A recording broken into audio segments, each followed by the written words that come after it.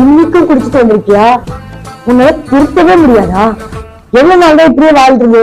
பாரு, குடிக்கிறது என் கடமை, அது என் இஷ்டம். அத நீ கேட்க கூடாது.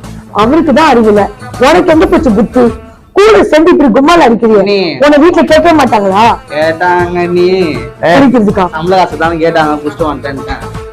சம்பள காசு கூட வந்து ஏமாத்திட்டியா? இது பழப்பதான் தெரியுங்க. அவனை ஒரு வார்த்தை பேசின தூக்கி போட்டு வச்சிருவேன். குடிச்சு குடிச்சு ஏங்க இந்த மாதிரி உடம்ப பால வைக்கிறீங்க?